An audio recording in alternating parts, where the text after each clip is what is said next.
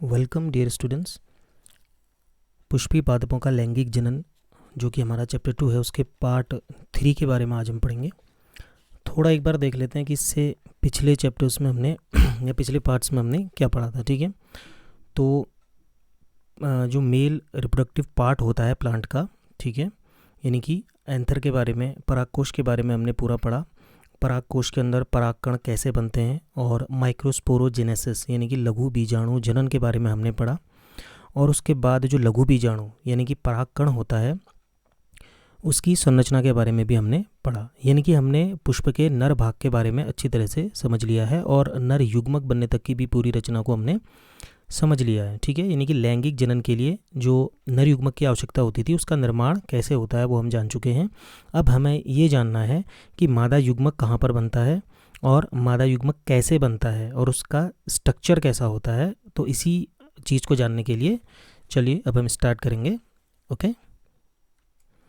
देखिए एक बात और आपको याद रखनी है कि ये जो वीडियोस है ना, इनको आप पॉज इन वीडियोस को स्किप करके ना देखें, यानी कि सीधे आगे बढ़ा करके कि 5 मिनट 10 मिनट स्किप कर लिया।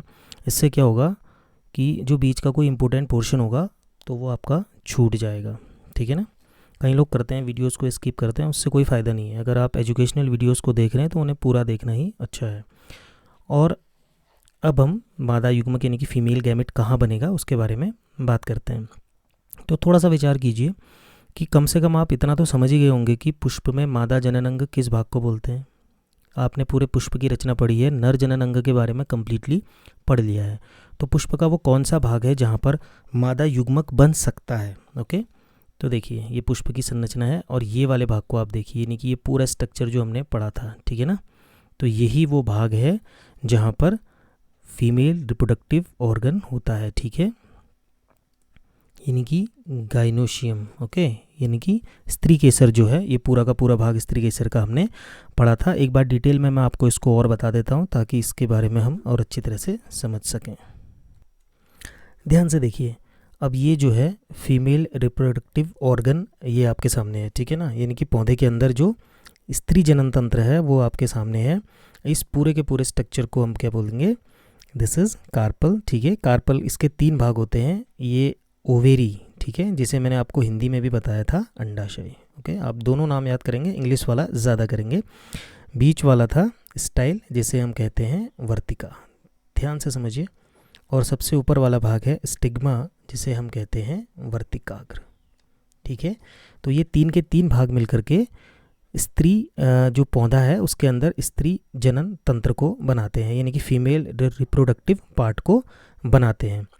और एक और रचना आपको यहाँ पर दिख रही है जिसमें ओव्यूल लिखा हुआ है, इसे हिंदी में बोलते हैं बीजांड। और ये देखिए बीजांड हमेशा अंडाशय के अंदर होता है, यानी कि ovule always remains inside ovary. ठीक है ना, तो जो ओवरी होती है उसके अंदर ये ओव्यूल होता है और यही मेन पार्ट है ओव्यूल जो है। इसकी अलग से रचना भी एग्जाम्स में पूछी जाती है कि ये ओव्यूल कैसे बनता है, कहाँ बनता है। ठीक है ना, और ये ओवेरी है, ये स्टाइल और ये स्टिग्मा। इन सब के यूजेस मैंने आपको बताए थे कि जब परागकण, जो आपने पिछले पार्ट्स में देखा, परागकण जब बनेगा वो यहाँ पर गिरेगा वर्तिकाग्र पर, यानी कि स्टिग्मा पर गिरेगा। ठीक है, और उसके बाद यहाँ से पराग नलिका निकल करके स्टाइल से होते हुए अंडाशय के अंदर ओव्यूल यानी कि बीजांड के अंदर चली जाएगी और फिर वहाँ पर निषेचन होगा। लेकिन उसके लिए आपको ये जानना ज़रूरी है कि ये सब होगा कैसे। ठीक है ना, तो स्ट्रक्चर मैंने वैसे पहले भी आपको समझाया है। आपको ये याद रखना है कि अंडाशय में बीजांड का निर्माण होता है। ये अंडाशय जो है ओवरी, इसके अंदर ओव्यूल का निर्माण होता है। ठीक है ना, ये आपको ध्यान में रखना है।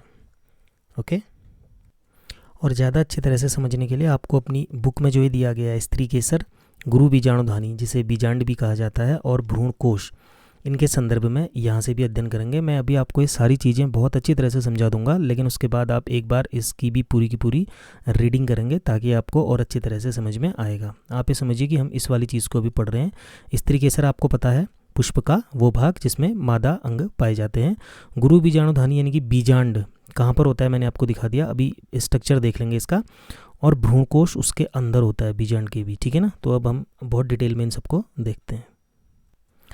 गौर से देखिए, ये वही स्ट्रक्चर है जो अभी आपको थोड़ी देर पहले दिखाया, पर ये थोड़ा और ज़्यादा विस्तारित रूप में है। फिर से वर्तिकाग्र, वर्तिका और अंडाशय। ठीक है, ये 3 भाग तो आपके हो गए। अब ये जो अंडाशय वाला भाग है ये बहुत बड़ा भाग है। देखिए पूरा का पूरा भाग जो ये पूरा मैंने कवर कर लिया है, पूरा का पूरा अंडाशय है और ये इसी के अंदर मादा युग्मक का निर्माण होता है। लेकिन इसके अंदर बहुत सारी चीज़ें हैं। मैंने कहा था अभी अभी ओवरी के अंदर ओव्यूल होता है, यानी कि बीजांड का निर्माण इसके अंदर होता है। तो ये वाला पोर्शन जो आप देख रहे हैं ये सारा का सारा पूरा का पूरा बीजांड है। तो बीजांड की संरचना एग्जाम्स में पूछी जाती है कि बीजांड का चित्र बनाइए। ठीक है, अभी भी हमको ये पता नहीं है कि मादा युग्मक कहाँ पर है। ठीक है, हमें सिर्फ इतना पता है कि ये बाहर वाला पूरा अंडाशय है और अंडाशय के अंदर बीजांड है। ओके, अब देखिए यहाँ पर बहुत सारी चीज़ें हैं जिनके बारे में हमें और जानना है, कैसे ये सब काम करती हैं। जो ये बीजांड होता है ओव्यूल, इसके अंदर ये न्यूसेलस है जिसे हिंदी में बीजांड काय कहा जाता है। ठीक है ना, बीजांड काय। तो जो ये बीजांड काय है इसके अंदर होती है गुरु बीजाणु मात्र कोशिका। क्या होगी अभी मैं बहुत डिटेल में समझाऊंगा आपको, पहले वैसे समझ लीजिए एक बार कि इसमें होने वाला क्या है। ठीक है, गुरु बीजाणु मात्र कोशिका। ध्यान से देखिए मैंने क्या कहा, ये अंडाशय है पूरा बाहर, इसके अंदर ये बीजांड है, बीजांड के अंदर है बीजांड काय। बीजांड के अंदर क्या है, बीजांड काय, और बीजांड काय में है गुरु बीजाणु मात्र कोशिका। ये मैं तब की बात कर रहा हूँ जब इसके अंदर और कुछ नहीं है। ये सारी जितनी भी कोशिकाएं आप अभी देख रहे हैं, 3 ऊपर नीली, 3 नीचे नीली, 2 बीच में, इनका निर्माण नहीं हुआ होगा, तब की बात मैं आपको कर रहा हूँ। ये बीजांड काय के अंदर, ये न्यूसेलस को बीजांड काय कहा जाता है। ठीक है, तो न्यूसेलस के अंदर गुरु बीजाणु मात्र कोशिका होती है और इस गुरु बीजाणु मात्र कोशिका में जब अर्धसूत्री विभाजन होता है तो फीमेल गैमेटोफाइट बनता है या भ्रूण कोश बनता है। ठीक है ना, तो ये भ्रूण कोश आपको यहाँ पर दिखाई देगा और उस भ्रूण कोश के अंदर मादा युग्मक बनेगा। ठीक है, ये एक बेसिक इन्फॉर्मेशन मैंने आपको दी है।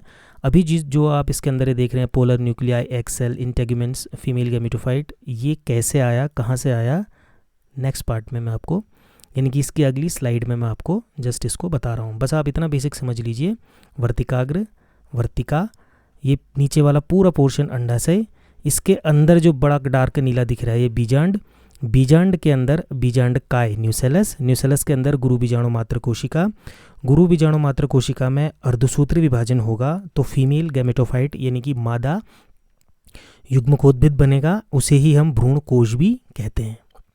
ठीक है ना, और इस भ्रूण कोश के अंदर ये जो है बीजांड और जो ये गुरु बीजाणुधानी होगी इसे ही हम बीजांड कहेंगे और इसके अंदर गुरु बीजाणु यानी कि अंड कोशिका का निर्माण होगा। ठीक है, चलिए बढ़ते हैं नेक्स्ट स्लाइड में और इन चीज़ों को और आसानी से समझते हैं। पर जितना मैंने अभी तक आपको बोला है उसको आप अपने माइंड में रख करके चलिए। ठीक है,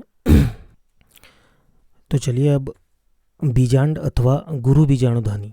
ओके, मैंने अभी थोड़ी देर पहले आपको दिखाया था ना कि जो अंडाशय होता है उसके अंदर बीजांड यानी कि ओव्यूल होता है, उसी ओव्यूल को गुरु बीजाणुधानी कहा जाता है यानी कि मेगास्पोरेंजियम कहा जाता है। तो अब उसकी संपूर्ण संरचना के बारे में हम लोग एक बार देख लेते हैं।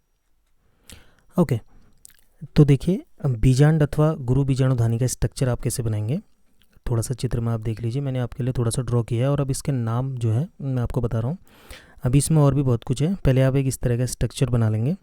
इसमें आप सबसे बाहर की ओर अगर आप देखेंगे तो आपको ये आवरण दिखाई देगा। ठीक है, ये जिस पे मैं ये कर रहा हूँ ये एक आवरण है और ये एक आवरण इसके अंदर है, यानी कि ये 2 आवरण हैं। देखिए आवरण को हम इंग्लिश में बोलते हैं इंटेग्यूमेंट। ओके,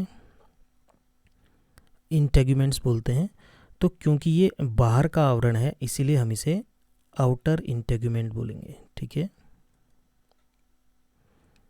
आउटर इंटेग्यूमेंट, और जो ये आवरण है ये अंदर वाला आवरण है इसीलिए हम इसे बोलेंगे इनर इंटेग्यूमेंट। ओके, यानी कि बाह्य आवरण और आंतरिक आवरण। ठीक है, अंत आवरण और बाह्य आवरण दोनों प्रकार के आवरण ये हो जाएंगे। और जो ये खुला, देखिए आप ये देखेंगे कि ये पूरा का पूरा स्ट्रक्चर चारों तरफ से कवर है, बस इतना सा भाग बीच में इसका खुला हुआ है। जो भाग इसका बीच में खुला रहता है इसे इंग्लिश में हम बोलते हैं माइक्रोपाइल। ओके, माइक्रोपाइल, ध्यान दीजिएगा, माइक्रोपाइल को हिंदी में बोला जाता है बीजांड द्वार। बीजांड द्वार, क्योंकि सिंपली आप ये सोचिए ना, ये आप स्ट्रक्चर बना रहे हैं बीजांड का या गुरु बीजाणुधानी का, और ये पूरा का पूरा चारों तरफ से बंद है, बस इतना पोर्शन इसका एक खुला हुआ है, ठीक है ना, ये वाला। तो ये पोर्शन हमेशा माइक्रोपाइल कहलाएगा। जब भी आपको स्ट्रक्चर में ऐसा दिखाई देगा तो उसे आप कहेंगे बीजांड द्वार, ठीक हो गया। और बीजांड द्वार के ठीक ऊपर, अगर ये नीचे बीजांड द्वार है तो इसके ठीक ऊपर वाला जो इलाका होता है इसे हिंदी में बोला जाता है निभाग, इंग्लिश में बोला जाता है कैलेजा या कैलेजल सिरा भी इसको कहते हैं, ठीक है, चला जा, कैलजा, कुछ भी आप लिख सकते हैं इसको। तो निभाग हमेशा याद रखना, अगर नीचे माइक्रोपाइल होगा तो उसके ऊपर हमेशा निभाग वाला पोर्शन होगा, यानी कि ये हमेशा एक दूसरे के अपोजिट रहते हैं। ओके, अच्छा ठीक है। अब देखिए ये वाला जो पोर्शन है आपका, ये वाला, ठीक है, ये जो गैप है, ये पोर्शन आपका कहलाएगा बीजांड काय। ओके, इंग्लिश में मैंने आपको बताया था न्यूसेलस। एक एक पोर्शन को ध्यान से समझिए आप, कौन सा भाग क्या है, ठीक है ना, सब समझ में आ जाएगा।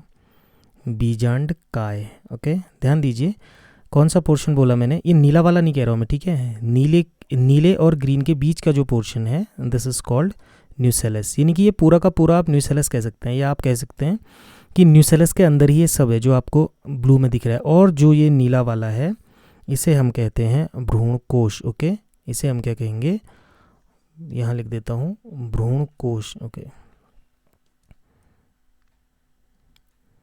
भ्रूणकोश याद रखिएगा। इंग्लिश में बोला जाता है एम्ब्रियो सैक, इंग्लिश के नाम तो हमेशा याद रखने हैं, एम्ब्रियो सैक। तो अब आपने क्या देखा, सबसे बाहर की परत, चलिए ठीक है, कोई चीज़ इसमें और छोटी हो सकती है। अभी आप ये देख लीजिए कि ये मैंने आपको बीजांडकाय बताया ये वाला, और बीजांडकाय के अंदर बताया मैंने आपको भ्रूणकोश। ओके, उसके बाद आप देखिए ये वाला portion, okay, this is known as hilum, इसे हाइलम बोला जाता है, और ये अटैचमेंट के काम आता है, यानी कि इस बीजांड से जो ये जुड़ा हुआ है ये वाला पोर्शन, ठीक है, इस पोर्शन को बोलते हैं फनिकल। क्या बोलते हैं, फनिकल। ये जो आपको ये दिखाई दे रहा है, ये वाला पोर्शन है फनिकल, और फनिकल से जो ये पूरा का पूरा आपका बीजांड है ये हाइलम के माध्यम से जुड़ा होता है, ठीक है ना। ओके, तो एक बार फिर से स्ट्रक्चर इसका समझ लीजिए। अभी इसके जो अंदर का जो ये भ्रूणकोश है नीला वाला जो मैंने बनाया है, इसको मैं आपको अलग से समझाऊंगा, बस आप इसका स्ट्रक्चर समझ लीजिए। सबसे बाहर आउटर इंटेगुमेंट, उसके अंदर इनर इंटेगुमेंट, ठीक है ना, सबसे बाहर बाहरी आवरण, उसके बाद भीतरी आवरण, ये पहला ये दूसरा, उसके बाद आपका आ जाएगा बीजांडकाय, ठीक है ना, ये वाला पोर्शन जो आपका आ जाएगा बीजांडकाय, और बीजांडकाय के अंदर आ जाएगा भ्रूणकोश, बीजांडकाय के अंदर आ जाएगा क्या, आ जाएगा भ्रूणकोश। उसके बाद ये वाला जो लंबा सा डंडा आ जाएगा ये आ जाएगा फनिकल, और फनिकल और इस बीजांड को जोड़ने वाला ये आ जाएगा हाइलम। और एक बात, जो पूरी आउटर कवरिंग, जो पूरे बीजांड में जो आउटर कवरिंग है, और ये जो कवरिंग्स हैं, ये जहाँ पर ये कवरिंग्स नहीं होती हैं उस वाले पोर्शन को हम बोल देंगे माइक्रोपाइल। ओके, जहाँ पर कवरिंग नहीं होगी उस पोर्शन को हम बोल देंगे माइक्रोपाइल, और माइक्रोपाइल के ठीक ऊपर वाला पोर्शन कहलाएगा कैलेजा, यानी कि निभाग, ठीक है ना। इसमें आपको कोई कन्फ्यूजन नहीं होना चाहिए। और एक बात और आपको बता दूं, ये सारा का सारा स्ट्रक्चर जो भी आप देख रहे हैं ये पूरा का पूरा कहाँ है, ये अंडाशय के अंदर है, ठीक है ना। मैंने कहा था ना, ये जो आप स्ट्रक्चर पढ़ रहे हैं ये क्या है, ये आप पढ़ रहे हैं बीजांड या गुरु बीजाणुधानी। देखिए एग्जाम में अगर आपसे पूछे बीजांड की संरचना, यानी कि बीजांड का अनुदैर्ध्य काट का चित्र आप बनाइए, तो आप ये बनाएंगे। अगर आपसे कहा जाए कि गुरु बीजाणुधानी की संरचना बनाइए तो आप इसे बनाएंगे, ठीक है ना।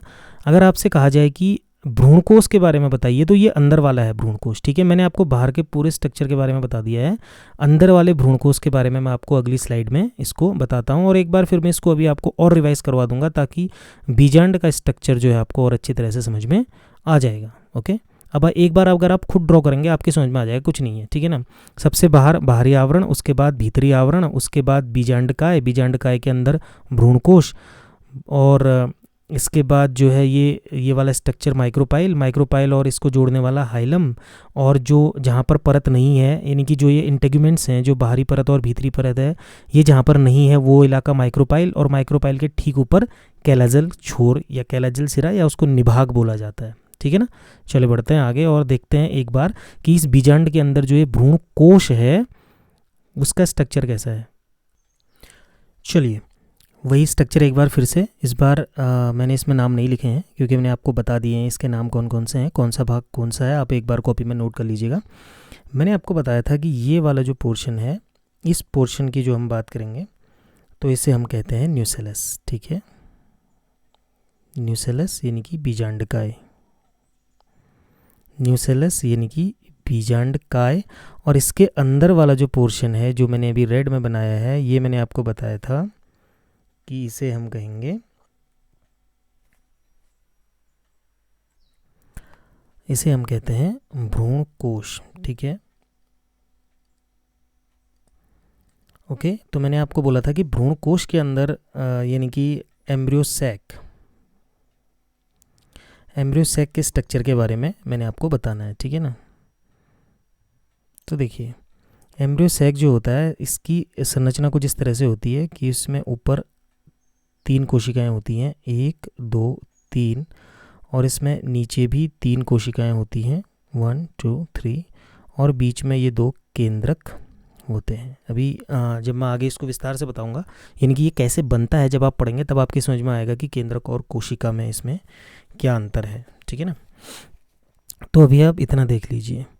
ओके, अब देखिए ये जो ऊपर पे 3 कोशिकाएं आपको दिखाई दे रही हैं, इनका नाम जो पूछा जाता है इसे कहा जाता है प्रतिव्यासांत कोशिकाएं। ठीक है, इंग्लिश में लिखेंगे तो एंटीपोडल सेल्स, एंटीपोडल सेल्स, या आप इसको प्रतिमुख कोशिकाएं भी कह सकते हैं। ठीक है ना, प्रतिमुख या प्रतिव्यासांत। कोशिश कीजिए कि इंग्लिश का ही नाम याद करें, एंटीपोडल सेल्स। ठीक है, तो जो ऊपर 3 हैं ये एंटीपोडल सेल्स कहलाती हैं। ठीक है, और आपको याद रहेगा कि ये निभाग यानी कि कैलाजल वाला सिरा है और ये माइक्रोपाइल यानी कि बीजांड द्वार वाला सिरा होता है। ठीक है ना। उसके बाद जो ये नीचे की 3 कोशिकाएं हैं, ध्यान दीजिए, जो नीचे की ये 3 कोशिकाएं हैं इन्हें कहा जाता है, देखिए नीचे की 3 कोशिकाओं में से जो 2 कोशिकाएं होती हैं वो कहलाती हैं सहायक कोशिकाएं। क्या कहलाएंगी? सहायक कोशिकाएं।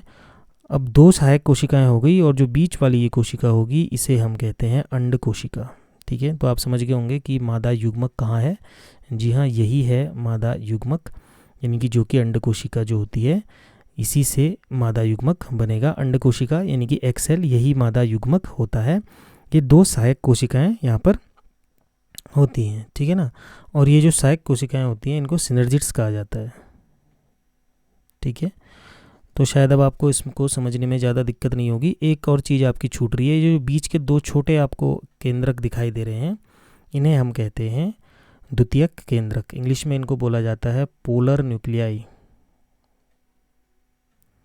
पोलर न्यूक्लियाई यानी कि द्वितीयक केंद्रक। इसकी पूरी कहानी मैं आपको अभी बताने वाला हूँ इसके आगे कि ये कैसे बनता है, इसका स्ट्रक्चर, ये आखिर 3 कोशिकाएं ऊपर कैसे गई, 3 कोशिकाएं नीचे कैसे आई, बीच के 2 केंद्रक कैसे बने और अंड कोशिका कैसे बनी, ये हमने पढ़ना है। पढ़ने से पहले मैं आपको इसका स्ट्रक्चर समझा रहा हूँ, क्योंकि बीजांड के बारे में और भ्रूण कोश के बारे में एग्जाम में पूछा जाता है। अगर आपको बोला जाए कि भ्रूण कोश का चित्र बनाइए तो आप ये बीच वाला बनाएंगे जिसके अंदर आपने ऊपर ये प्रतिमुख कोशिकाएं बनाई, प्रतिव्यासांत कोशिकाएं, 2 द्वितीयक केंद्रक बनाए और 2 सहायक कोशिकाएं और 1 अंड कोशिका बनाई। इससे आपको ये पता, और ये सारा का सारा स्ट्रक्चर जैसा कि मैं फिर से कहता हूँ ये पूरा का पूरा अंडाशय के भीतर है। ठीक है ना। ओके, तो ये बीजांड की अनुदैर्ध्य काट और यानी कि गुरु बीजाणुधानी के बारे में आपने स्ट्रक्चर इसका समझ लिया है। एक बार आप यहाँ से भी समझ लीजिए, जो आपने अभी अभी स्ट्रक्चर देखा है, ठीक है ना, यानी कि भ्रूण कोश का स्ट्रक्चर जो आपने देखा है एम्ब्रियो सैक का, ये एम्ब्रियो सैक यानी कि भ्रूण कोश का फिर से एक बना बनाया चित्र मैं आपके सामने लेकर के आया हूँ। ठीक है ना, देखिए ये 3 कोशिकाएं ऊपर की तरफ हैं जो भी हमने बनाई, जिन्हें प्रतिव्यासांत कोशिकाएं यानी कि एंटीपोडल कहेंगे। ये द्वितीयक केंद्रक इसे कहा जाता है पोलर न्यूक्लियाई, ये मैंने आपको बता दिया है। ये देखिए ये 3 कोशिकाएं हैं, देखिए एक कोशिका बड़ी ये, दूसरी ये और तीसरी इसके पीछे छुपी हुई है। ये जो 2 कोशिकाएं हैं इन्हें सिनर्जिड्स कहा जाता है, यानी कि सहायक कोशिकाएं, ये मैंने आपको बता दिया था, ठीक है। और इस सहायक कोशिका के साथ होती है ये अंड कोशिका एग सेल, ये जो आपको पीछे दिख रही है ये वाली, ठीक है, यानी कि एग सेल। और यही क्या है, मादा युग्मक होता है, ठीक है। और ये जो आप स्ट्रक्चर देख रहे हैं इस तरीके का, इसे हम कहते हैं एम्ब्रियो सैक, ओके, यानी कि भ्रूण कोश। एम्ब्रियो सैक पूछा जाएगा एग्जाम में, एम्ब्रियो सैक का स्ट्रक्चर बनाइए, तो ये बनाएंगे, ठीक है। इसके बाहर वाला चित्र वही है जो भी थोड़ी देर पहले हम बना रहे थे, इस तरीके का, ठीक है ना, ओके, ये समझ रहे हैं, ठीक। तो देखिए अब एक बार फिर से ये फ्लावर का फीमेल वाला पार्ट है जिसके बारे में आपने देखा ही है, ये वर्तिकाग्र, ठीक है, ये वर्तिका, और ये पूरा नीचे का ओवरी यानी कि अंडाशय, ठीक है, यानी कि अंडाशय। और अंडाशय के अंदर क्या, अंडाशय के अंदर होते हैं बहुत सारे बीजांड। देखिए एक अंडाशय के अंदर बहुत सारे बीजांड भी हो सकते हैं। फॉर एग्जांपल अगर आप इस तरह से स्ट्रक्चर देखेंगे तो एक अंडाशय के अंदर आपको बहुत सारे बीजांड दिखाई देंगे, ठीक है, 1 2 3 4 5 6 7 8। देखिए बीजांड का बनता है बीज, तो जितने ज़्यादा बीजांड हैं उतने ज़्यादा बीज इसमें बनेंगे। लेकिन अभी हमने क्या करना है, ये मान के चलना है कि एक बीजांड के अंदर एक अंडाशय के अंदर एक ही बीजांड है, ठीक है ना।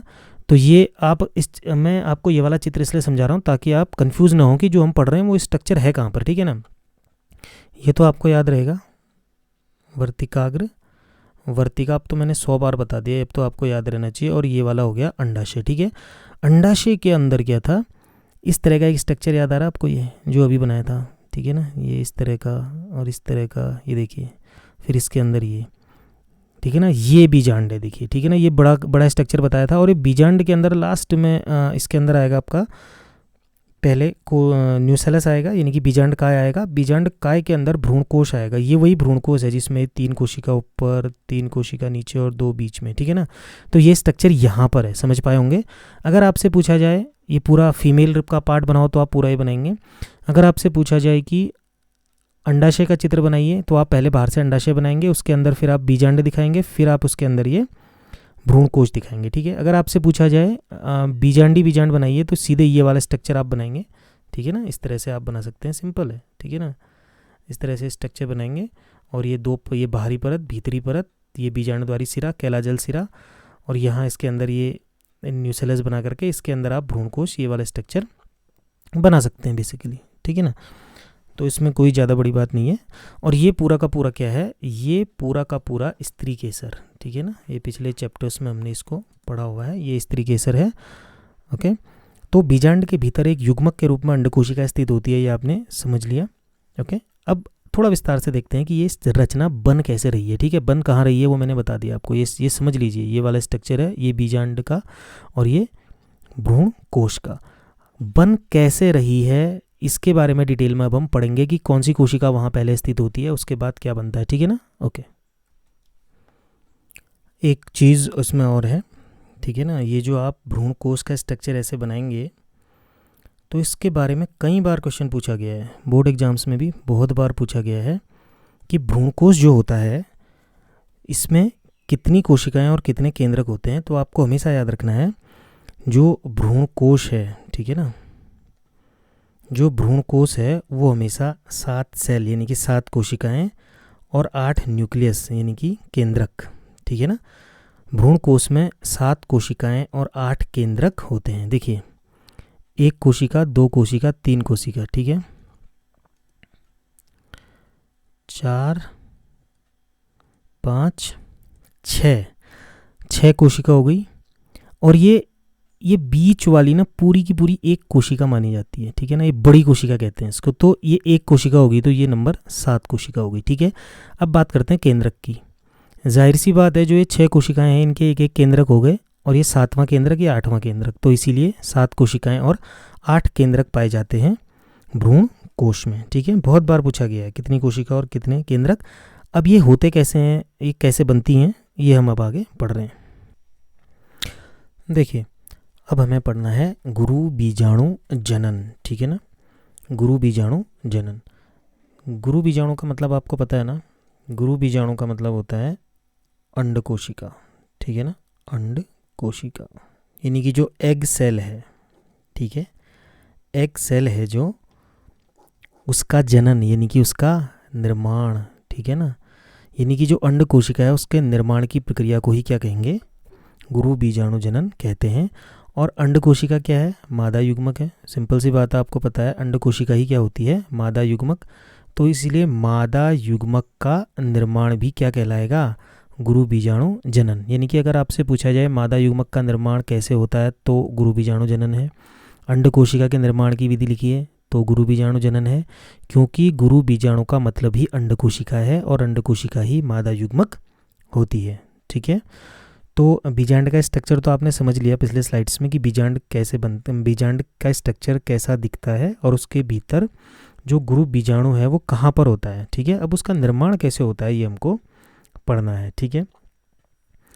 अब देखिए एक चीज़ आती है बार बार कि ये मादा युग्मकोद्भिद क्या होता है, ठीक है ना, फीमेल गैमेटोफाइट। देखिए बार बार इन शब्दों को रिवाइज कीजिए, आपको समझ में आएगा, ठीक है ना। मादा युग्मकोद्भिद जो होता है भ्रूण कोश को ही कहा जाता है। किसको कहा जाता है, भ्रूण कोश को। भ्रूण कोश यानी कि एम्ब्रियो सैक, ओके। भ्रूण कोश जो होगा उसे ही मादा युग्मकोद्भिद कहा जाता है, इस चीज़ को भूलना नहीं है। भ्रूण कोश का स्ट्रक्चर मैंने अभी आपको थोड़ी देर पहले दिखाया है, ठीक है ना, आप शायद याद आ जाएगा। ये देखिए, ठीक है, ये वाला स्ट्रक्चर क्या है, भ्रूण कोश है। इसी को हम क्या बोलते हैं, मादा युग्मकोद्भिद बोलते हैं। क्यों बोलते हैं, देखिए इसको समझाता हूँ। मादा युग्मकोद्भिद, मादा यानी कि फीमेल, युग्मक, उद्भिद उद्भव यानी कि जिस स्ट्रक्चर से, जिस चीज़ से मादा के युग्मक का उद्भव होगा, यानी कि मादा युग्मक यानी कि ये अंड कोशिका का जन्म होगा, उसे ही मादा युग्मकोद्भिद कहेंगे। तो आपको पता है कि मादा युग्मक यहाँ पर बनता है ना, अंड कोशिका, तो इसीलिए इसे मादा युग्मकोद्भिद कहा जाता है, क्योंकि इसी भ्रूण कोश के द्वारा ही मादा युग्मक का उद्भव या निर्माण होता है। सिंपल है, ठीक है ना। चलिए बात करते हैं स्ट्रक्चर वाइज। सबसे पहले आपने देखा अंडाशय, ओके, इसके अंदर बीजांड होता है जिसका मैंने स्ट्रक्चर ये दिखाया। उसके बीजांड के अंदर आप देखेंगे तो ये आवरण होते हैं, पहला दूसरा, ठीक हो गया। इस आवरण के अंदर ये वाला जो स्ट्रक्चर होता है ये बीजांड काय होता है, जिसे हम न्यूसेलस कहते हैं। और इस न्यूसेलस के अंदर होता है भ्रूण कोश, ठीक है ना। अभी दिखा नहीं रखा है मैंने इसमें भ्रूण कोश, उसका एक कारण है, क्योंकि अभी भ्रूण कोश बना ही नहीं है और हमको उसके बारे में जानना है कि वो बनता कैसे है, ठीक है ना। तो अब तभी समझ पाएंगे। इतना स्ट्रक्चर हमारे पास है पहले से, ठीक है ना। यानी कि ये अंडाशय, ये पूरा आप मान लीजिए, चलिए ये अंडाशय आ गया, इस अंडाशय के अंदर ये बीजांड आ गया, इस बीजांड के ये आवरण आ गए, इस आवरण के अंदर ये बीजांड काय यानी कि न्यूसेलस आ गया। अब इस बीजांड काय के अंदर ऐसा क्या होता है जिससे कि आगे को प्रक्रिया पूरी चलती है और लास्ट में एक ऐसा स्ट्रक्चर आपको बन करके मिलता है जिसे हम भ्रूणकोश कहते हैं, ठीक है ना।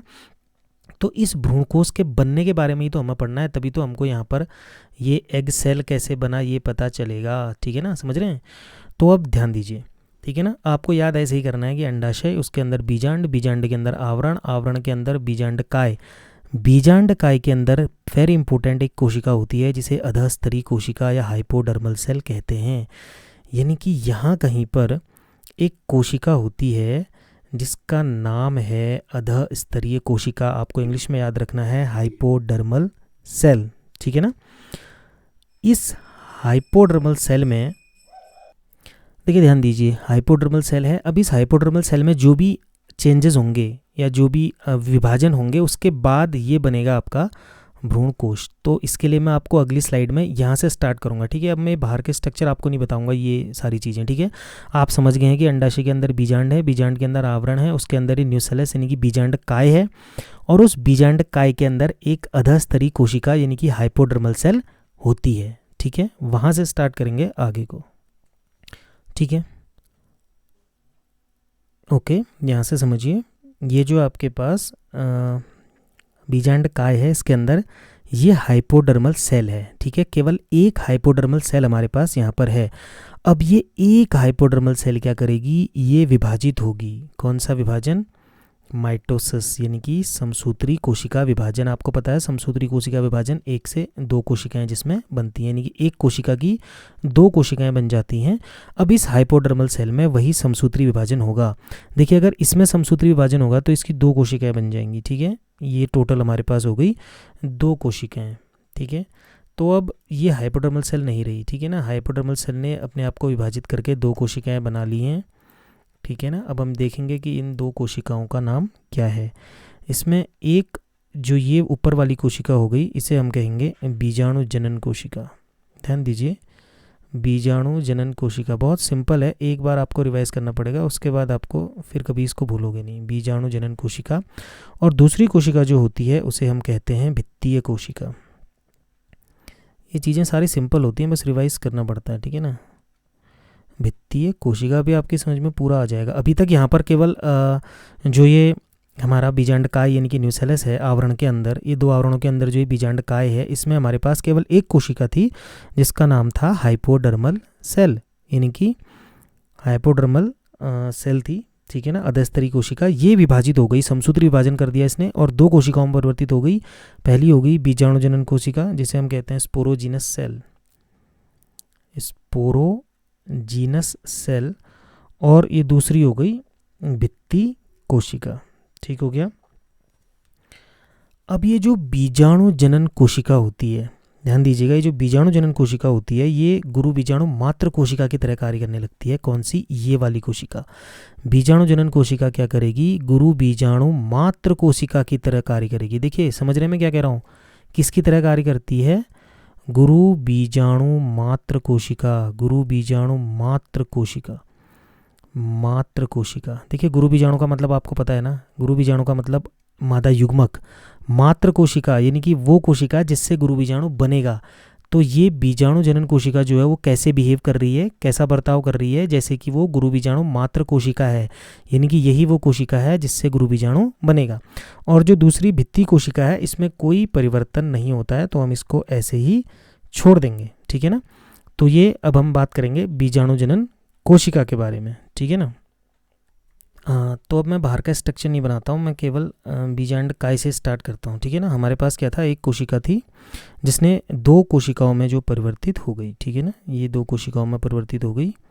पहली वाली कोशिका हो गई हमारी बीजाणु जनन कोशिका और दूसरी हो गई भित्तीय कोशिका, ठीक है। और मैंने क्या कहा, ये जो भित्तीय कोशिका है ये कोई काम नहीं कर रही है, और ये वाली जो है ये बीजाणु जनन कोशिका गुरु बीजाणु मात्र कोशिका की तरह काम कर रही है, ठीक है ना।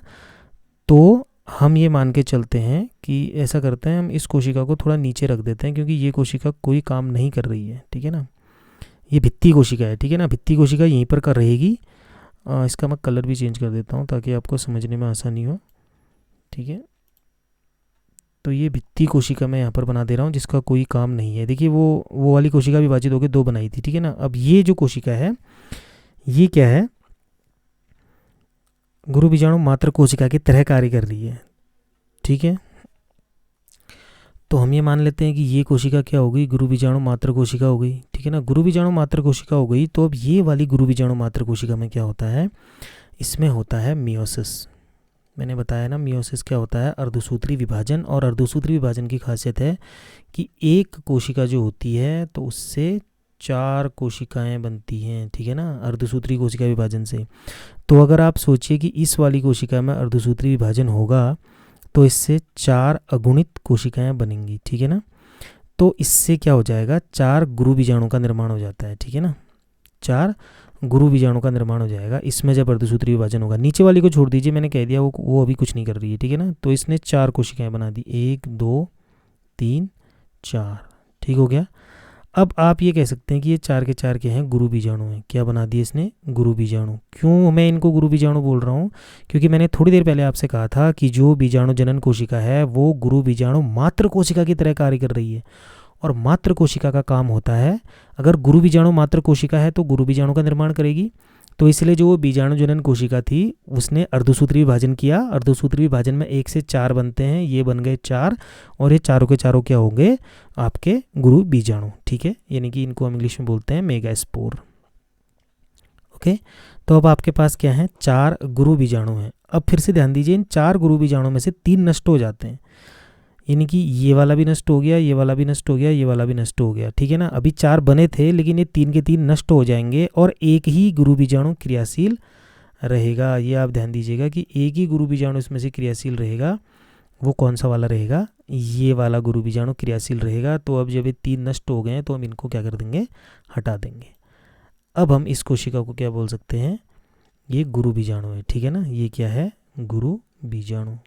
जो जो घटनाएं हुई फिर से आप एक बार उसको रिवाइज कर लीजिएगा वीडियो को पीछे करके। ये भित्ति कोशिका है जो वैसी की वैसी रखी हुई है, और ये गुरु बीजाणु 4 बने थे, 3 नष्ट हो गए, तो एक क्रियाशील गुरु बीजाणु, आप इसको क्रियाशील गुरु बीजाणु कह सकते हैं। देखिए क्रियाशील का मतलब है कि अब यही कुछ करेगा, ठीक है ना। अब हमको देखना है कि ये जो क्रियाशील गुरु बीजाणु है यानी कि मेगा स्पोर है, ठीक है, ये क्रियाशील गुरु बीजाणु, अब इसमें क्या परिवर्तन होगा? तब तक आप एक बार ऐसा कीजिए, यहाँ से आगे बढ़ने से पहले एक बार वीडियो को पीछे रिवाइज करके इतना दोबारा देख लीजिए। आगे को हम क्या करने वाले हैं अभी नेक्स्ट स्लाइड में, इस क्रियाशील गुरु बीजाणु में होने वाले परिवर्तनों के बारे में पढ़ना है। फिर से ध्यान दीजिए, रिवाइज कीजिए कि ये क्रियाशील गुरु बीजाणु आया कहाँ से, ये किस कोशिका से बना, इसका निर्माण कहाँ पर चल रहा है, ये कौन से भाग में है। ओके, फिर आगे बढ़िएगा। चलिए, बहुत अच्छा। आशा करता हूँ कि आपने पिछला रिवाइज कर लिया होगा। अभी तक का जितना बताया, ये अगर वो वीडियो आपने एक बार फिर से बैक करके देख लिया है तो अब यहाँ से बड़ा इंटरेस्टिंग आपको लगेगा, क्योंकि आपको पिछला पूरा नॉलेज हो चुका है। तो आपके पास क्या है? एक क्रियाशील गुरु बीजाणु है। यहाँ पर आते समय आपके पास क्या है? एक क्रियाशील गुरु बीजाणु, ठीक है ना। जो हम पिछले स्लाइड में छोड़ाए थे वो क्रियाशील गुरु बीजाणु को आगे को बढ़ाना है, ठीक है ना। तो ये सब कहाँ है? अभी बीजांडकाय के भीतर, ठीक है ना। तो ये स्ट्रक्चर है, देखिए ये है बीजांडकाय। इस बीजांडकाय के अंदर ये है एक क्रियाशील गुरु बीजाणु जो बचा हुआ है, ठीक है। इस क्रियाशील गुरु बीजाणु में होगा समसूत्री विभाजन।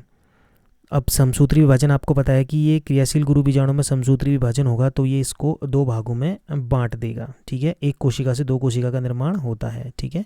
तो हम इसको अगले वाले चित्र में समझ लेते हैं कि कैसा होगा। ये हो गया ऐसा, इससे बन गई 2 कोशिकाएं। देखिए मैंने इनको दूर दूर इसलिए रखा है क्योंकि आपने जब बीजांड का चित्र पढ़ा था तो आपने देखा था कि ये निचले वाला जो स्ट्रक्चर होता है, क्योंकि ये सब है तो अल्टीमेटली बीजांड के अंदर ना, तो बीजांड में जो ये वाला पोर्शन होता है इसको हम बीजांड द्वार कहते हैं ना, माइक्रोपाइल, और ऊपर वाले को कैलाजल सिरा कहते हैं। तो जैसे ही ये क्रियाशील गुरु बीजाणु समसूत्री विभाजन करके 2 कोशिकाओं में बटेगा तो एक कोशिका नीचे बीजांड द्वार की तरफ को चली जाएगी और दूसरी कोशिका ऊपर कैलाजल सिरे की ओर को गति करती है। फिर से क्या होगा इसमें, जब ये अपनी अपनी दिशाओं में पहुंच जाएंगे इसके बाद इसमें एक कोशिका विभाजन और होगा समसूत्री। फिर से क्या करेगा ये, अब इस वाले में जब समसूत्री विभाजन होगा इस वाली कोशिका में, तो ये क्या कितनी कोशिकाओं का निर्माण कर देगा? 2 कोशिकाओं की। सेम ऐसे ही इस वाली कोशिका में भी जब समसूत्री विभाजन होगा तो ये फिर से 2 कोशिकाओं का निर्माण कर देगा।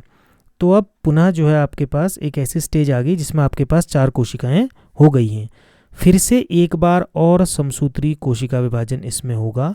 अब आप खुद सोचिए कि कितनी कोशिकाओं का निर्माण आपके पास हो जाएगा। इन 2 कोशिकाओं में अगर समसूत्री विभाजन होता है तो जाहिर सी बात है कि 2 से 4 कोशिकाएं यहाँ पर बन जाएंगी। और ठीक ऐसे ही ये नीचे की 2 कोशिकाओं में भी जब समसूत्री विभाजन होगा तो इसमें भी 4 कोशिकाओं का निर्माण बिल्कुल इसी तरीके से हो जाएगा, ठीक है। और फाइनली इन 4 कोशिकाओं के द्वारा ये 8 कोशिकाओं का निर्माण कर लिया जाता है। और ये ही स्ट्रक्चर अब क्या कहलाएगा? एक भ्रूण कोश कहलाता है, ठीक है। अभी हमने इसको आपको बता तो पहले ही दिया था ना कि भ्रूण कोश कैसा होता है। मैंने आपको बताया भी था कि 7 केंद्रक 8 कोशिका वाला जो चक्कर है, अभी समझाऊंगा उसे, ठीक है। ये भ्रूण कोश हो गया, यानी कि एम्ब्रियो सैक। आपको ये ध्यान रखना चाहिए कि आप बना क्या रहे हैं, नाम में कंफ्यूज नहीं करना है, ठीक है ना। अब जब ये ऐसी स्ट्रक्चर बन जाएगा तो अभी इसे हम कह देंगे भ्रूणकोश। तो आपको ये तो पता ही था कि जो बीजांडकाय होता है उसके अंदर भ्रूणकोश होता है, लेकिन बनता कैसे है ये अब समझ में आ गया, ठीक है। अब जो है परिपक्व भ्रूणकोश का चित्र आपने अभी पीछे बीजांड जब हमने आपको पढ़ाया था तो मैंने बताया था ना कौन सी कोशिकाओं को क्या बोलते हैं, प्रतिव्यासांत कोशिकाएं कौन सी होती हैं, सहायक कोशिकाएं, अंड कोशिका कहाँ पर होती है। बस ये वही स्ट्रक्चर है भ्रूणकोश का, ये बन रहा है, ठीक है ना। तो स्ट्रक्चर आपने पहले पढ़ा है, अंदर की संरचना अब आपने पढ़ ली। अब आप ध्यान देंगे कि ये जो 4 कोशिकाएं हैं ये निभाग वाले पोर्शन की ओर हैं, जो मैंने आपको बताया था, कैलाजा जिसको हम बोलते हैं। और ये 4 कोशिकाएं नीचे की ओर हैं जिसे हम माइक्रोपाइल वाला सिरा बोलते हैं। देखिए ये माइक्रोपाइल और जो कैलाजल है ये सब बीजांड यानी कि ओव्यूल के भाग हैं, क्योंकि हम उसके अंदर की ही संरचना अभी पढ़ रहे हैं तो मैं आपको बता दे रहा हूँ, ठीक है ना। ओके, 4 कोशिकाएं ऊपर की तरफ हैं यानी कि कैलाजल सिरे की तरफ, और 4 कोशिकाएं नीचे की तरफ हैं। अब होगा क्या, इसकी लास्ट स्लाइड में होता क्या है, दोनों ओर से एक एक कोशिका आकर के बीच में आ जाएगी। ये वाली कोशिका इस सेंटर में आ गई, सॉरी केंद्रक है, ठीक है ना, और ये वाला केंद्रक भी सेंटर में आ गया, ठीक हो गया। और ये जब दोनों एक एक आ जाते हैं तो ये दोनों किसका निर्माण करते हैं, द्वितीयक केंद्रक का। मैंने आपको वहाँ भी बताया था कि इस रचना को हम क्या कहते हैं, द्वितीयक केंद्रक कहते हैं, याद आ रहा है, पोलर न्यूक्लियाई लिखा था मैंने, ठीक है ना, पोलर न्यूक्लियाई कहते हैं। और अब ये एक कोशिका अगर यहाँ आ गई तो ऊपर 3 बची, बिल्कुल हमने कुछ इसी तरीके से वो रचना बनाई थी। 3 कोशिकाएं थी जिनको हम एंटीपोडल्स यानी कि प्रतिव्यासांत कहते हैं, मैंने पीछे समझाया है। और यहाँ से भी जब एक कोशिका केंद्र में चले गई, ये केंद्र में चला गया तो 3 बचे। उन तीनों में से मैंने आपको बताया दिखाया था कि 2 ये और 1 ये, और ये जो 2 हैं ये सिनर्जिड्स यानी कि सहायक कोशिकाएं हैं। और ये जो आपको दिख रहा है, मैं इसका कलर चेंज करके आपको दिखाता हूँ, ठीक है ना, ये जो है ये है आपकी अंड कोशिका। गुरु बीजाणु जनन का मतलब गुरु बीजाणु का निर्माण, और यही है गुरु बीजाणु। गुरु बीजाणु या मादा युग्मक, ठीक है ना, समझ रहे हैं। तो यही है वो मादा युग्मक जिसे कि नर युग्मक यानी के द्वारा निषेचित किया जाता है। तो स्ट्रक्चर आप समझ पा रहे होंगे कि अंड कोशिका यानी कि मादा युग्मक कहाँ है। इस पूरी प्रक्रिया को गुरु बीजाणु जनन क्यों कहते हैं, क्योंकि ये गुरु बीजाणु ही मादा युग्मक है और यही अंड कोशिका है। अंड कोशिका, मादा युग्मक, गुरु बीजाणु सब एक ही हैं। तो इसका निर्माण करना ही गुरु बीजाणु जनन मेगास्पोरोजेनेसिस कहलाता है, ठीक है। तो ये आपके सामने एक कंप्लीट स्ट्रक्चर आ गया भ्रूण कोश यानी कि एम्ब्रियो सैक का, जो कि आपने पहले भी देख लिया है, ठीक है। तो इससे पहले भी मैंने आपको बताया था कि इसमें 8 केंद्रक और 7 कोशिकाएं होती हैं। ये सारे केंद्रक हैं जी, 8 के 8 केंद्रक हैं, ठीक है ना। अब ये 8 के 8 केंद्रक जब इधर किनारे में 3 केंद्रक इधर आ गए, 3 केंद्रक इधर आ गए, तो इन हर केंद्रक के बाहर से एक आवरण बन जाता है, तो ये अपने आप में कोशिका बन जाती है। देखिए ये अभी तक केंद्रक था, इसके बाहर से एक आवरण बन गया, एक कोशिका बन गई, इसके भी, तो ये 3 कोशिकाएं बन गई। ऐसे ही नीचे भी 3 कोशिकाएं बन गई। बट ये बीच वाला जो है, ये एक एक केंद्रक जो यहाँ आए थे, तो ये वाला पूरा मैंने आपको बताया था कि ये बीच वाली एक बड़ी कोशिका होती है जिसके अंदर 2 केंद्रक माने जाते हैं। इसीलिए कोशिकाओं की संख्या 1 2 3 4 5 6 और बीच वाली 7, तो 7 सेल। और केंद्रक कितने हो गए, 8, क्योंकि ये टोटल गिनेंगे तो 8 केंद्रक हो जाएंगे, ठीक है। तो बहुत बार पूछा गया है भ्रूण कोश जो होता है पौधे में, फूल में, वो एक 7 कोशिकीय और 8 केंद्र की अवस्था है, ठीक है ना, पूछा जाता है। और अगर इन सब का स्ट्रक्चर बनाना आएगा तो आप बिल्कुल अब आसानी से इसको कर पाएंगे। यही चीज़ आपकी बुक में दी गई है, ठीक है ना। आप ध्यान से देखिए, यही वो बीजांडकाय वाला स्ट्रक्चर है जो मैं आपको बता रहा था कि ये बीजांडकाय होता है, उसके अंदर एक गुरु बीजाणु मात्र कोशिका बनेगी। और ये देखिए कैसे 2 कोशिकाओं से 4, 2 से 4, 4 से 8, और फाइनली आपके सामने ये वाला स्ट्रक्चर आपको दिखाई दे रहा होगा जिसमें ऊपर प्रतिव्यासांत यानी कि एंटीपोडल्स हैं, ठीक है, एंटीपोडल सेल्स हैं। ये 3 आपको दिख रहे हैं, ये 3 जिसमें से ये ऊपर वाला अंड कोशिका और नीचे वाले 2 सहायक कोशिका लिखा हुआ है ना, तंतुरूप समुच्चय भी इसको बोला जाता है। हिंदी में ज़्यादा कोई दिक्कत नहीं है, आपको इंग्लिश के शब्द याद कीजिए। ये वाला मैंने बताया था 2 जो हैं ये ध्रुवी केंद्रक यानी कि पोलर न्यूक्लियाई हैं, ठीक है ना। तो ये आपके सामने एक ये बीजांड के अंग हैं सारे, और इसको अगर हम बात करें तो ये भ्रूणकोश का आपके सामने पूरा का पूरा एक स्ट्रक्चर आ गया है, ठीक है ना। तो आप अब ये देखिए कितनी कोशिकाएं हैं, 3 कोशिकाएं, नीचे भी 3 कोशिकाएं, और ये बीच वाली एक बड़ी कोशिका 7 कोशिकाएं, और केंद्रक 3 3 6 2 8 हो गए, ठीक है। चित्र मैंने भी बना के समझा दिया है, बुक वाला भी मैंने आपको दिखा दिया है। तो जो 7 कोशिकीय और 8 केंद्र की व्यवस्था है क्यों होता है समझ जाएंगे। अब आपने देखा कि किस प्रकार मादा युग्मक यानी कि अंड कोशिका एग सेल का निर्माण होता है, जो कि यहाँ पर स्थित है। ये है आपकी एग सेल, ठीक है ना। इसका निर्माण कैसे हो रहा है आप समझ जाएंगे। मादा जनन अंग का संपूर्ण अध्ययन अब आपने कर लिया है, ठीक है ना। मादा जनन अंग का जितना भी पोर्शन है आपने पूरा पढ़ लिया है। अब ये बहुत आवश्यक है कि आप ज़्यादा से ज़्यादा बार इसका रिवीजन करेंगे तो आपको काफ़ी आसान लगेगा। देखिए कोई भी चीज़ कठिन सिर्फ तब तक लगती है जब तक आपने उस पर ध्यान नहीं दिया होता है, जितना समय वो चीज़ मांग रही होती है, ठीक है ना। यानी कि वो स्टडी जितना भी आपका पोटेंशियल मांगेगी आप उतना उसको दे ही नहीं रहे तो आपको समझ में नहीं आएगा, ठीक है ना। जैसे ही आप उसको पूरा मन लगा के पढ़ने लगते हैं तो आपको चीज़ें समझ में आने लग जाती हैं। 1 या 2 बार साइंस में रिवाइज़ करना ज़रूरी है, ठीक है। फाइनली आप अपनी बुक में दिए गए एक बार इस स्ट्रक्चर को भी देख लीजिएगा। समझ गए होंगे कि आप ये इस तरीके से का चित्र है जिसमें कि ऊपर वर्तिकाग्र, ये वर्तिका, और ये वाला पोर्शन पूरा का पूरा आपका अंडाशय का, अंडाशय के अंदर ये बीजांड, बीजांड के अंदर बीजांडकाय, और अंदर लास्ट में भ्रूण कोश का चित्र आपको यहाँ पर, ये अभी अभी आपने ये वाला स्ट्रक्चर पढ़ा है, ठीक है ना, ये कैसे बनता है करके, ठीक है। यहाँ कहीं बीच में मादा युग्मक है, ये अंड कोशिका आपको दिख रहा है, यही फीमेल गैमीट है, ठीक है ना, यही है फीमेल गैमीट। अब होता क्या है, ये जो आप देख रहे हैं इस चित्र में क्या है, ये परागकण आ चुके हैं, ठीक है ना, परागकण आ चुके हैं, यानी कि नर युग्मक लेकर के परागकण आ चुके हैं, और यहाँ पर से ये पराग नलिका बन रही है, और ये देखिए यही सहायक कोशिकाओं के अंदर से होते हुए ये पराग नलिका जाती है जिसमें नर युग्मक आते हैं।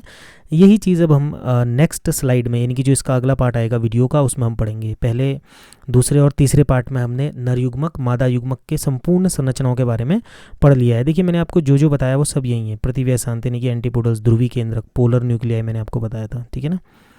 कौन सा पार्ट किसका अंग है ये आपको देखना है, किस, ये अगर ध्रुवी केंद्रक है तो ये कहाँ पाया जाता है, ये चीज़ें आपको देखनी है, सहायक कोशिकाएं वगैरह, ठीक है।